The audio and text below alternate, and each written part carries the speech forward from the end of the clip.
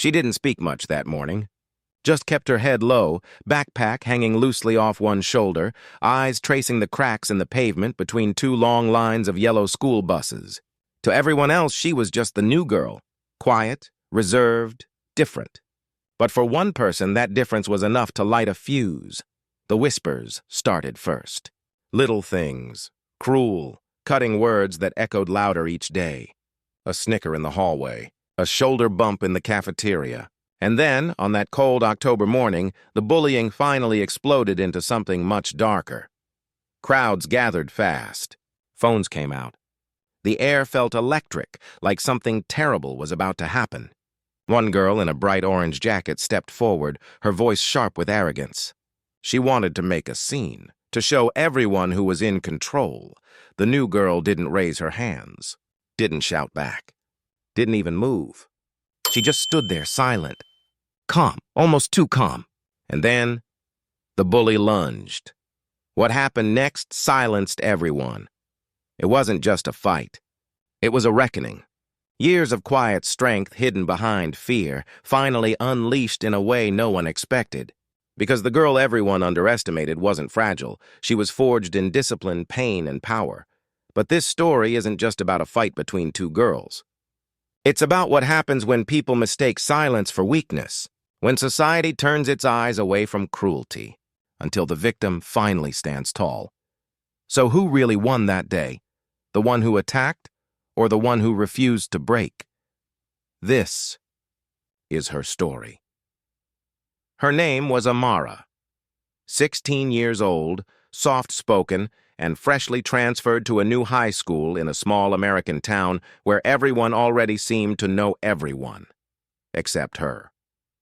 She'd come from Atlanta, a city that pulsed with rhythm and color, but now found herself surrounded by rows of uniform yellow buses, gray skies, and faces that didn't always welcome difference with open arms. Her mother had moved them here for a fresh start. Safer neighborhoods, better schools, and fewer late-night sirens. Amara promised she'd make it work. She smiled through introductions, tried to fit in during group projects, and kept her Muay Thai trophies tucked away in a box under her bed. She didn't want to be the fighter. She just wanted peace. But peace was a fragile thing in that place. On her first day, whispers followed her down the hallway. A few students stared longer than they should have. Some snickered when she passed by, eyes darting to her hair, her accent, the color of her skin. At lunch, she sat alone by the window, pretending to scroll through her phone while her tray of food grew cold. Still, she didn't let it break her. Every morning she woke early, jogged through the crisp autumn air, and repeated her father's words in her mind. Strength isn't loud. It's steady. Days passed, then weeks.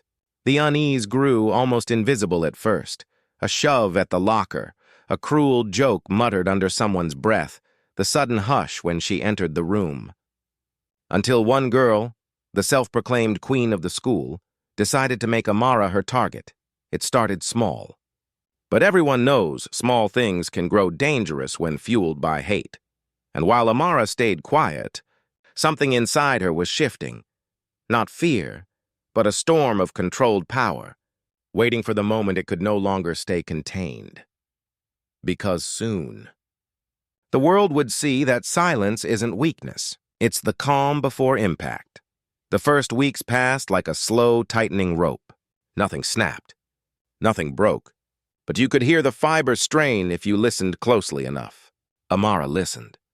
She heard the way laughter softened when she approached and sharpened the second she moved on. She felt how the air thinned at certain tables, how eyes lingered too long on the swoop of her hair, on the fullness of her skin tone, on the quiet pride in the way she walked. No one said the word out loud. They didn't have to. It hid behind jokes about where she's really from, behind comments about how fast she must run, behind the sudden fascination with her name, rolled and stretched like it was strange by design. She logged it all silently, not as proof for anyone else, but as a map for herself, a map of where not to stand, where not to sit, and how to make it to the end of the day without letting their eyes unpack her into pieces. The first real breach came with a rumor. It didn't reveal itself like gossip usually does, with a giggle or a hiss in a hallway. It arrived as a shift in the crowd. People moved around her differently, like she carried heat. Someone had taken a photo of her on the bus, head tilted toward the window, and captioned it with something cruel, something that made her look dangerous without saying anything at all. She never saw the post. She felt it in the way freshmen pressed into their seats when she walked past, in the way a teacher watched her too long after a pencil went missing. She gathered her books tighter and thought of her father's words. Strength is steady. But steadiness felt like standing very still while a fire crept closer. In gym class, the lines sharpened. Teams formed by preference, not by rules. No one chose her. The teacher, distracted, slid her onto a side team that barely acknowledged her. During a drill, she leaped for the ball and landed too close to a girl who wore authority like a jacket she'd never take off. The girl shook her head slowly, as if Amara had violated a boundary everyone else knew. The drill moved on. Amara's muscles ached, not from effort, but from holding back the reflex to meet tension with the training her body knew better than her mind, to measure, to track, to answer force with form.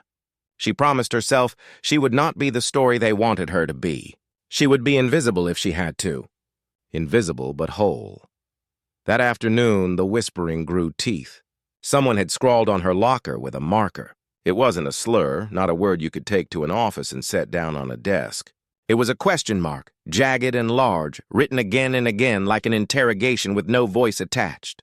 Who are you? Why are you here? What gives you the right to stand where you're standing? She scrubbed it off with a tissue and a burst of hand sanitizer. The smell of alcohol stung her nose. She kept scrubbing until the metal shone. When she closed the locker, she saw her reflection in the dull paint, calm, collected. That was the mask she needed. The mask was heavy, but it worked. The cafeteria became a stage she didn't ask for. She chose a corner table near the back under a vent that breathed cold air. She ate slowly, phone face down, to avoid the temptation to find out what people were saying. A tray clattered 2 tables over. A burst of laughter followed, the kind that flattens a person like a hand pressing a sheet. Another day, a carton of milk tipped near her feet, the spill creeping toward her sneakers. She stepped back and let it pass. She didn't flinch. She refused them the performance they wanted. Outside, autumn moved toward winter. Leaves broke loose in slow spirals, and the morning light thinned into a pale wash over the pavement. Amara kept running before sunrise. The neighborhood was quiet then, the houses dark, the street lamps humming gently. She ran with measured breaths, measuring herself against the rhythm of her feet, reminding her body of everything it knew. Guard high, balance low, patience always. The trophies stayed in the box beneath her bed. The past stayed folded with them. She told herself she'd left that world behind on purpose. She didn't need it here. But the world had other plans. The bully's rise to center stage wasn't sudden. It was a series of small claims to territory heard in laughter that obeyed her, in shoulders that turned when she turned, in teachers who smiled at her jokes even when the joke was a thin armor wrapped around a spear. She moved through the hallways like a queen of proximity, never far from the newest rumor, never far from the newest pressure point. When she noticed Amara's refusal to react, it didn't shame her. It intrigued her. She pushed bigger. She made space for herself by closing space around Amara. A Friday arrived with biting wind and brittle sunlight. On the bus, the driver watched the road through a film of frost blooming around the windshield's edges. Amara slipped into a mid-row seat, backpack against the aisle. A hush followed, not complete silence, just a thinning of sound. A seat behind her opened and then closed. She didn't turn.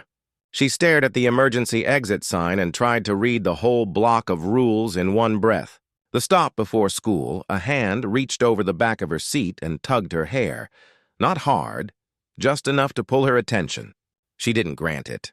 The hand retreated, then returned, fingers grazing the nape of her neck in a motion that felt more like a claim than a touch. She breathed in, breathed out, and let it go. Her heart stayed steady, but it had to work harder to do it.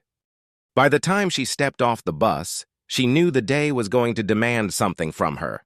She didn't know how much. In homeroom, the sign-in sheet went missing. Eyes slid toward her desk like magnets drawn to a quiet question. The teacher's jaw tightened. A student found the sheet wedged under a radiator and held it up triumphantly, as if she had been the one to hide it and confess all at once. The teacher chuckled and waved it off. The eyes didn't wave it off. They filed it away in the growing case against the new girl. Unspoken charges mounted without dates or names. In history, the topic drifted to civil rights. The room shifted again, bodies leaning back as if to avoid a conversation they claimed had already been solved by people on posters.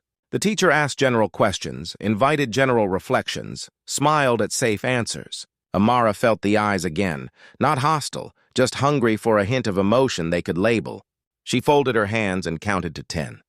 She imagined her pulse as a clock with a longer hour hand. Something changed in the afternoon. The bullies' circle had gathered near the library, whispering with the gleeful intensity of people who had discovered a new way to close in. When Amara approached the row of bushes that lined the path to her next class, she saw it. A poster taped to the brick, her face cropped from the bus photo, layered with words that painted her as a threat. No slurs, just implications. Dangerous, aggressive, not from here. The paper was cheap and the ink smeared, but the message was clean. You don't belong. She stared for 1 second too long, and that was enough for a crowd to notice. Someone snickered. Another phone appeared, camera hovering like a gnat. Amara peeled the poster from the wall and folded it into quarters. She didn't tear it. She didn't throw it away. She slid it into her backpack as if it were a homework assignment she planned to complete later. Nothing rattled her on the outside. On the inside, the rope tightened another notch. The school had rules, but they functioned like a fence, with a gate that only opened one way. When a minor scuffle broke out in the hallway, 2 boys bumping shoulders, a locker door caught between them, a hall monitor stepped in within seconds. When Amara's shoulder was bumped so hard she dropped her notebook, no one noticed except the few who smiled without smiling. She picked up the notebook and kept moving. Behind her, a voice offered a loud, "Sorry," that landed like a dare. She didn't take it. After school, the parking lot turned into a noisy river of cars and footsteps. A group of athletes gathered near the curb, jackets zipped to the chin, hands jammed into pockets.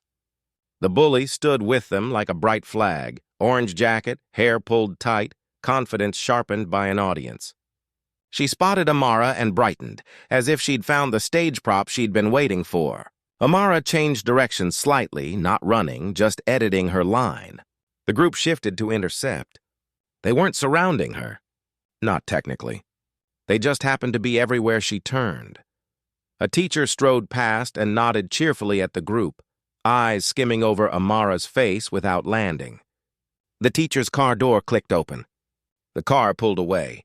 The wind lifted leaves into tiny spirals and dropped them again. Amara spotted the late bus idling near the far edge of the lot. She angled toward it. The group drifted with her, their laughter light, their voices pitched just above casual. When she reached the bus, the driver shook his head and pointed to the schedule taped near his seat. This bus was for a different route. She didn't argue. She stepped back onto the asphalt. The bully closed the final feet with the kind of smile that never reached the eyes. Nothing explicit happened. No one touched her, not yet. The words were the sharper tools. They cut without leaving marks. They questioned her right to be where she was. They prodded old stereotypes and packaged them as jokes. They framed her silence as proof of guilt. Every sentence held a hook. Amara let them drop. She answered nothing. She gave them no handles. She walked away. The moment didn't end there. Moments like that never end cleanly. They thread themselves into the next day, the next class, the next breath. Amara felt it that night while washing dishes. The warm water turning her fingers wrinkled, the hum of the kitchen light a little too loud. She dried the plates and looked at the box of trophies beneath her bed. She didn't open it. She sat on the floor beside it and breathed in the smell of old polish and metal. She whispered the names of techniques she'd promised herself she would not need anymore, each one a bead on a string she thought she'd left behind. She lay back and watched the ceiling. The room felt smaller than it had the night before. She slept lightly and woke before her alarm. The next week tested her in new ways. A teacher assigned a group project and placed her with 3 students who had perfected the art of ignoring someone while pretending they weren't. They met in the library and shuffled, papers around without purpose. When Amara made suggestions, the ideas drifted into the air between them and evaporated. Later, as the deadline approached, one of them turned in a draft that had her name on it but none of her work inside. When the presentations came, they spoke in smooth phrases that hid the fact that they'd cut her out. The grade arrived like a rubber stamp. No one questioned why her voice was missing. She told herself not to care. She told herself grades were not the battlefield that mattered. But the message was clear. The system absorbs slights too easily when they land on certain shoulders. At lunch, she noticed a new pattern. A table of students set their bags on stools to save seats, then removed the bags only when friends arrived. The stool across from Amara was always taken. When she moved, the next stool filled. She drifted back to her corner by the vent and ate her food in slow, measured bites. Far across the room, the bully's table erupted in laughter. A carton of fries soared in a lazy arc and landed near Amara's feet. She picked it up and placed it on an empty tray. She didn't offer a stare. She didn't give them the scene. The quiet fight wore her down, but it did not empty her. It focused her. She stopped pretending she didn't notice the pattern. She named things for herself, not aloud, but with the precision of someone tallying steps in a form. Pressure here, bias there, escalation poised like a spring. She adjusted her posture in hallways not to appear smaller, but to keep her balance ready should a shoulder swing wide. She walked in light shoes and kept her backpack high to protect the curve of her spine. She took routes that offered space, not escape. Space. Then came the day of the pep rally. The school gathered on the football field under a sun that finally felt warm after weeks of cold. The bleachers were a patchwork of jackets and signs. Teachers huddled near the sidelines, smiling at noise they could call school spirit. Amara sat high in the stands near an exit. She wanted to believe the event would pass without incident. She watched the band march in perfect squares. She watched the cheerleaders land their jumps with precise smiles. The crowd felt large enough to dilute cruelty. She wanted to believe that. She almost did, but attention is a currency, and the bully knew how to spend it. Between routines, she climbed the steps toward Amara with a cluster of friends trailing behind, their movements choreographed by habit. They didn't address her directly, but their bodies angled her into a corner of metal seating. A comment about attitude floated toward Amara like a spark. Another about not smiling followed. A third, softer and stickier, questioned whether she was too aggressive even when she said nothing at all. The nearby students glanced over, gauging whether this was entertainment or trouble. Amara stood and slid sideways along the row, stepped down the bleacher, and found open air. The bully's smile thinned. The game of pressure without contact was losing its shine. After the rally, as crowds funneled through the gates, a sudden commotion broke near the concession stand. A student had dropped a wallet. Bills and coins scattered. Amara bent to help gather them. A security aide jogged over, took one look, and froze the scene with a raised hand. The aide's eyes landed on Amara first. Questions formed there, not spoken but heavy. The student with the wallet snatched it back and muttered that everything was fine, but the aide lingered. He asked Amara where she was supposed to be, what class she was missing. She answered calmly, pointing to the exit and the path to her building. He nodded slowly, as if the same answer might mean something different coming from someone else. She walked away with her hands at her sides, palms open like she was passing through a checkpoint. The aide watched her until she disappeared into the crowd. The bully watched too, eyes bright with the thrill of a spark catching dry grass. The next morning, Amara found a slip of paper folded into her locker, a detention notice for disruptive presence at the rally. It wasn't specific. It didn't need to be. She reported to the assigned room after school and sat silently while time ticked, the clock's second hand twitching like a nerve. The supervisor scrolled a phone. No one spoke to her.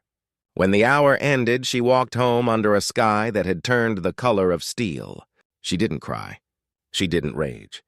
She ran instead. She ran hard, breath slicing the cold, feet striking a steady beat that felt like a promise. In the thin light, she could almost see the old ring, a square of tape on a gym floor, the smell of sweat and wood, the taste of resolve. She didn't step into it. But she no longer pretended it had disappeared. A storm moved through that weekend, leaving the streets glistening and the air new. Monday arrived with clean edges. For a few hours, the school felt normal, like the rumor machine had exhausted itself. But the machine had only paused to reload. Before lunch, it spit out a fresh narrative. Amara had threatened a girl in the hallway. No names, no details, just enough to revive the whisper network. The bully didn't start this one. She cultivated it, feeding it small nods in the right conversations, letting it grow like ivy finding a wall. Teachers glanced up from their desks as Amara passed by, their smiles just a little tight. A counselor invited her in to check how you're adjusting. The words were kind. The tone held caution. Amara breathed through it, answered simply, and left. Her mother noticed the shift at home, the way Amara stood at the kitchen counter a second longer than necessary, how she paused before answering basic questions about her day. She asked if everything was all right. Amara smiled and said she was fine. She washed the dishes. She packed her bag. She checked the bus schedule twice. She laid out her shoes and told herself that tomorrow would be better because she would make it better. She slept with her shoulders tense and woke with her jaw sore. The morning of the incident began like any other, which is how many storms begin. Quietly, so the surprise has room to grow. The buses arrived in twin lines like yellow ribs. Students spilled out in waves. The air held that crisp, clean bite that makes the lungs feel larger. Amara stepped down onto the pavement and adjusted her backpack. She traced the old cracks in the asphalt without looking down. She kept her breathing even. Across the lot, the bully rallied her circle with a bright wave. Something in her posture told Amara this would not be a day of soft jabs. This would be a day of spectacle. The bully's gaze slid toward the line of buses, then back to Amara, then toward the cluster of students who habitually filmed anything that might become content. The crowd didn't know what they were waiting for. They hovered anyway, drawn by an old instinct that confuses danger with entertainment. The first contact was verbal and precise. The bully cut through the hum of the morning with a comment that didn't include Amara's name, but belonged to her anyway. It pretended to be about school pride, about keeping standards, about respect, but it was coded so tightly that unraveling it would take more energy than answering would ever be worth. Amara stayed still. The bully stepped closer, smile thin and bright. A second comment dropped harder, tapping into the rumor about the hallway threat, massaging it into the shape of proof. Heads turned. Phones lifted. A ring began to form, not by agreement, but by the subtle choreography of people who crave a center. Amara felt the ring close. Her chest didn't tighten. It expanded. Training kicked in the way reflexes do when they've been forged by repetition. Scan exits, measure distance, control breath, make yourself small until you need to be big. She didn't raise her hands. She didn't break eye contact. She thought of the poster she had folded into quarters and tucked away. She thought of the rope that had been tightening day after day. She wondered how much tension a rope could take before it either snapped or cut clean through whatever bound it.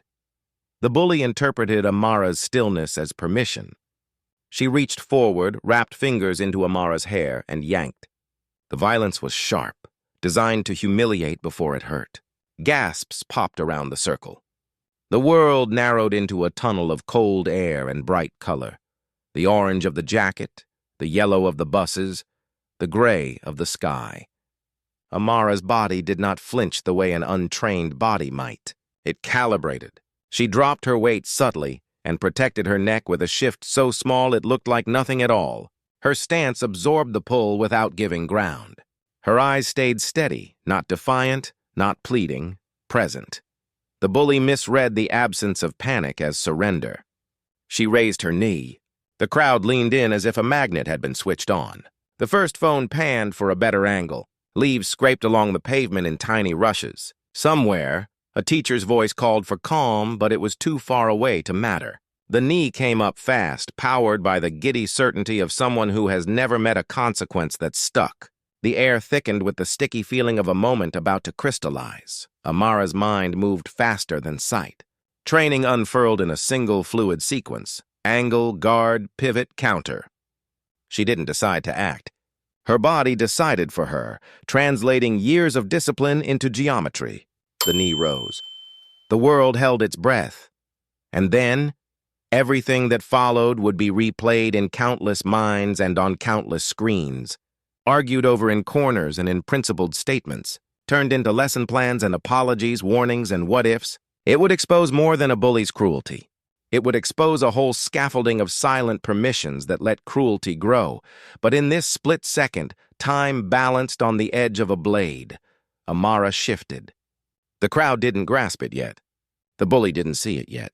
The motion was too fast, too precise, too controlled to read in real time. The sound of a bus door hissed open somewhere down the line. A flock of birds startled from a tree and lifted into the pale morning. The knee kept rising. The rope finally reached its limit. What happened next would decide not just who walked away, but what the school believed about strength, about silence, about who gets to stand in a place and call it theirs. The knee reached its peak. Amara moved. The world moved in fragments. A flash of color, a gasp, a blur of motion. One moment, the bully's knee was rising like a hammer. The next, it was met by an invisible wall. Amara's calm, trained precision. Her body shifted half an inch, just enough for the attack to slice through air. Her hand caught the bully's wrist in one clean motion. The force of the lunge folded against itself. For a second, it looked like choreography. Deliberate, beautiful, terrifying. Gasps rippled through the crowd. A phone dropped clattering on asphalt. Someone whispered, "She blocked that?" Amara didn't strike back. She didn't need to. Her stillness carried more power than the chaos around her. But the bully, driven by embarrassment and the weight of her own collapsing pride, swung again, wild, untrained, desperate. Amara moved like water, each motion deliberate, every shift a decision carved from years of discipline. She avoided contact, redirected force, let the bully's own momentum turn into her undoing. Then came the breaking point. The bully lunged one last time, grabbing Amara's hair again, trying to knee her face. But this time, Amara didn't step back. She pivoted. One controlled sweep. Not a punch, not violence, just defense, and the bully lost balance. Her orange jacket flared like a warning as she stumbled forward, hitting the cold ground with a heavy thud. The sound echoed between the buses like thunder. Silence. The circle froze. Dozens of eyes flicked between the two girls. One standing calm and silent, the other sprawled, shock flooding her face. Then came the shift, not in Amara, but in everyone else. The narrative flipped instantly. Whispers rose like smoke. "She hit her!" "She went crazy!" "She attacked her!" Phones were already recording. The truth, the way the bully had started it. The way Amara had never thrown a single punch, blurred into whatever story the crowd's fear wanted to tell. The bus driver stepped out, shouting for them to stop. A teacher sprinted over, face pale. She didn't ask what happened. She saw Amara standing, fists clenched only to steady herself, and saw the other girl crying on the ground. Her decision was instant. "Amara! Step away!" Amara's pulse hammered in her throat. She took one slow step back, breath fogging in the cold air. She tried to explain, to say she hadn't fought, hadn't even touched the other girl beyond self-defense. But her voice drowned beneath the rising noise. The teacher pulled the bully up, brushing off her jacket, whispering something meant to soothe. When she turned to Amara, her tone was different. Sharp, clipped, cold. "Principal's office. Now.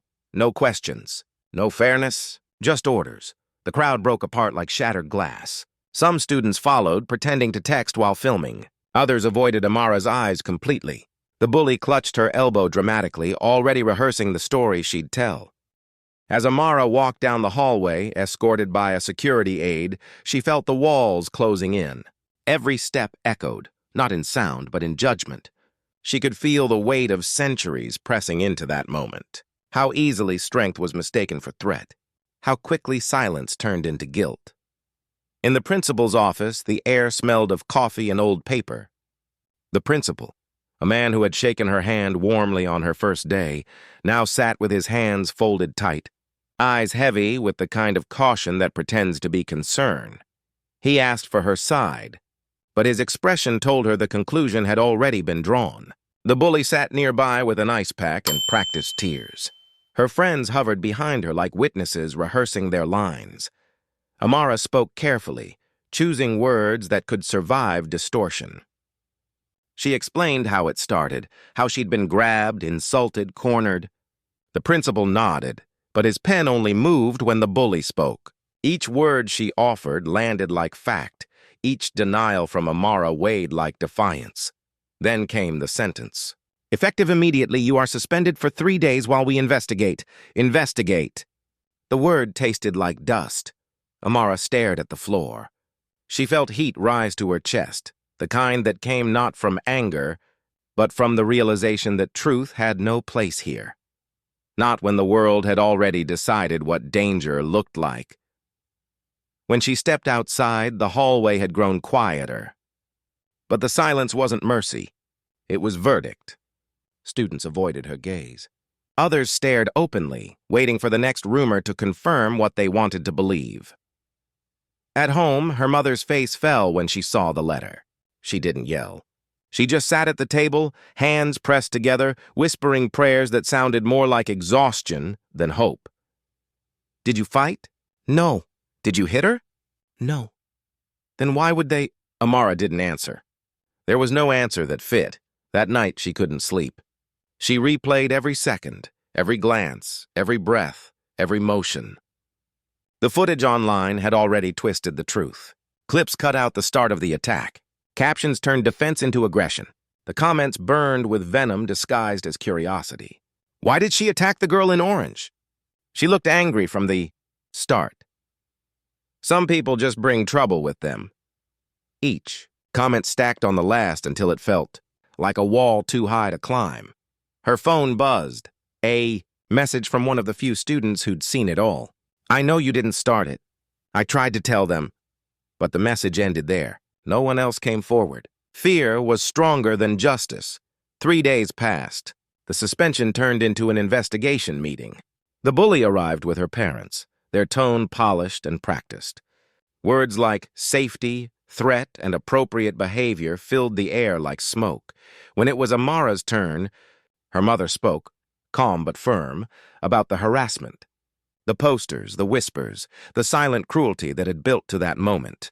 But the principal's eyes flickered only when Amara said one word: racism. That word didn't sit well in rooms like that.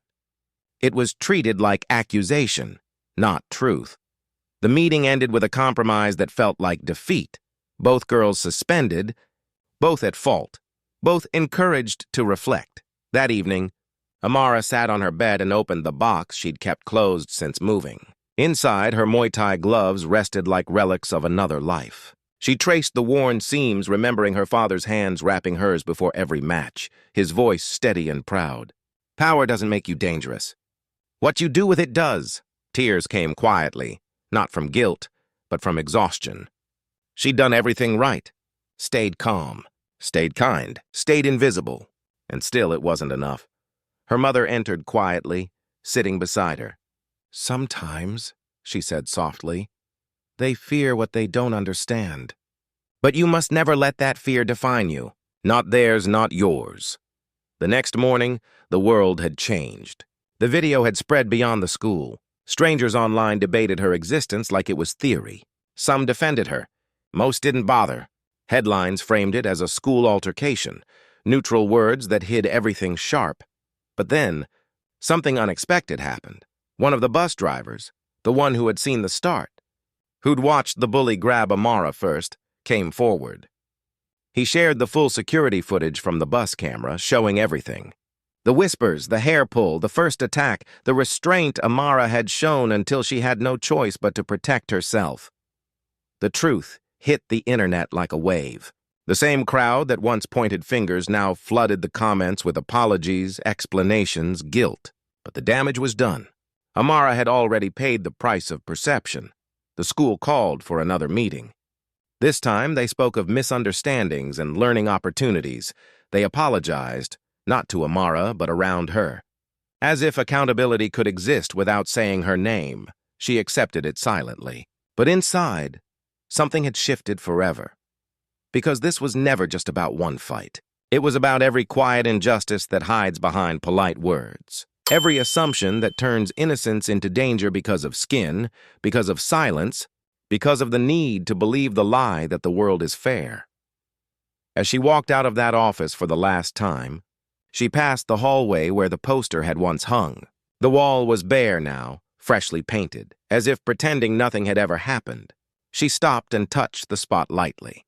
No one else noticed, but she smiled, not with joy, but with understanding. Sometimes victory isn't about who wins the fight. It's about who refuses to let the world turn their truth into fear. Outside, autumn leaves drifted again, same as the day it began. The buses lined up, engines humming softly. Amara walked past them, her backpack steady on her shoulders. The bully watched from across the lot, face pale, eyes avoiding hers. Amara didn't look away. She didn't need revenge. She'd already reclaimed her power, not through fists, not through violence, but through truth that refused to die. As she stepped onto the bus, the same one that had witnessed everything, she looked out the window. Not at the school, but at the horizon, because in a world that had tried to make her small, she had stood tall. And now nothing would ever make her kneel again. But here's the question the world still hasn't answered. If truth can be twisted so easily, how many stories like Amara's never get untangled? Because maybe this wasn't just her fight. It was ours. The days after the truth surfaced felt strangely quiet. The storm had passed, but its echo lingered everywhere. In the halls that avoided her name, in the glances that carried guilt, and in the apologies that arrived too late to matter. Amara wasn't angry anymore. She was simply awake. She walked through the school gates on her first day back, head high, shoulders relaxed. The air carried whispers still, but they didn't sting like before. They drifted past her, empty. What had once been noise was now proof. Proof that she had survived something that was meant to break her. The same students who had laughed, filmed, and posted now struggled to meet her eyes. Some offered nervous smiles. Others turned away, pretending to be busy, pretending they hadn't taken part in the silent violence that hurt just as deeply as fists ever could. Amara didn't confront them. She didn't need to. Her existence, unbroken, unbent, was confrontation enough. The principal called her into his office again. This time the tone was softer, rehearsed. He spoke about how everyone learned a valuable lesson, about forgiveness, and about how the school is reviewing its policies. His words floated through the air, heavy with the sound of people trying to clean up what they can't undo. Amara listened politely. But inside, she knew the truth. Change doesn't start with policies. It starts with courage, and courage doesn't come from offices. It comes from people who refuse to be silent. She stepped outside into the crisp November light, breathing in the air like it was new. It felt different now. Not safer, not kinder, just real. For the first time, she wasn't trying to blend in. She wasn't trying to disappear. She walked through the courtyard where the fight had taken place, where her silence had once been misread as weakness. The buses idled nearby, the same engines that had hummed through that morning of chaos. She paused, watching her reflection in the glass. A scar from a scrape glinted faintly on her knuckle, not from the fight, but from gripping her bag too tightly that day. She smiled at it. Sometimes the smallest scars carried the heaviest lessons. That week, her story reached beyond the school. A local journalist picked it up, framing it not as a schoolyard brawl, but as a moment that exposed how fast the world is to assume guilt when the skin is dark and the voice is quiet. Interviews followed. People debated. Some defended her, others didn't. But for every cruel comment, 10 more voices spoke out. Teachers, students, parents, all saying what they should have said before. We saw it too. Amara didn't care for fame or pity. What mattered to her was that, finally, the truth wasn't locked inside her alone. It had escaped, and it couldn't be caged again. One evening, her Muay Thai coach from Atlanta called after seeing the story online. His voice was deep and steady like a familiar drum beat. "I told you," he said. "Your strength was never just for the ring. You were meant to fight battles the world didn't even know it was watching." That night, Amara took out her gloves again. Not to train, not to fight, but to remember. The leather felt worn but strong, like her. She set them on her nightstand as a reminder that strength isn't about violence. It's about endurance. It's about standing tall when the world insists you kneel. Days turned into weeks. Slowly, life found rhythm again. New classes, new lessons, new beginnings. But beneath the surface, something deeper had changed. The school began hosting diversity workshops. Posters appeared about respect and inclusion, and assemblies were held where teachers spoke about empathy. It was progress, maybe, but Amara saw it for what it was. The world trying to paint over a crack without repairing the wall. She didn't hate them for it. She just hoped they'd keep painting until they realized that color isn't the problem. Blindness is. The bully transferred schools quietly. No public statement, no farewell, just absence. Some called it closure. For Amara, it wasn't victory. It was silence again. The kind she'd lived in for too long, and yet in that silence she found peace. Because peace, she learned, isn't the absence of noise. It's the presence of truth. In the months that followed, Amara began speaking, not loudly, not dramatically, but with the quiet conviction of someone who's seen the world at its cruelest and refused to surrender to it. She wrote essays about prejudice and perception, about how racism doesn't always wear a hood or hold a weapon. Sometimes it hides behind laughter, behind fear, behind polite avoidance. Her words spread. Teachers began using her story in class discussions. Students began to see themselves in her, not just black students, but anyone who had ever felt unseen, unheard, underestimated. The same hallway that once echoed with whispers now carried something else. Awareness. And awareness, once it wakes, doesn't sleep again. But for all the change, Amara knew there would always be more work to do. Racism doesn't vanish when a story ends. It mutates, finds new forms, hides in new corners. That's why stories like hers matter, because they remind the world that progress isn't a destination. It's a fight you show up for every single day. One evening, she stood in front of a mirror before her first public talk, a community event where she'd been invited to share her experience. Her mother adjusted her collar, pride glowing in her eyes. "You're going to change hearts," she said. Amara smiled. "I just want to remind them that we still have them." When she took the stage, the crowd was silent, not out of disinterest, but respect. She didn't talk about the fight, not directly. She talked about fear, about silence, about how racism feeds on both. She told them that being strong isn't just about standing up. Sometimes, it's about standing through. She ended her speech with words that would stay with everyone there. "People ask if I regret not hitting back that day. The truth is, I did. I hit back with control. I hit back by staying grounded when they wanted me to break. Because if the world teaches you that your strength is dangerous, then staying calm is rebellion. And surviving, that's the loudest protest of all." The room rose to applause, but Amara didn't see it as celebration. It was reflection, recognition, a moment when people understood that what happened to her wasn't rare. It was just finally seen. Later that night, as she walked home, the streetlights glowed soft and golden, stretching long shadows across the pavement. She thought about how everything had started. A new girl, a rumor, a whisper, and how it became something larger than she ever imagined. She thought about the thousands of people who would never get to tell their side, whose silence would be taken as confession. And then she thought about the people watching this story. People like you, because stories don't end when the screen goes dark. They begin again, in how we react, how we change, how we speak up when it would be easier not to. This story wasn't about one girl in one school. It was about every moment society decides who looks guilty before asking who is hurt. Every classroom, every office, every street corner where bias hides behind excuses. The world doesn't need another viral video. It needs accountability. It needs humanity. It needs eyes that see beyond skin. Maybe you've witnessed something like this. Someone being treated unfairly, judged for who they are instead of what they've done. Maybe you stayed silent because it wasn't your fight. But silence, Amara learned, is the oldest ally of injustice. She once thought staying quiet was strength. Now she knows speaking up is.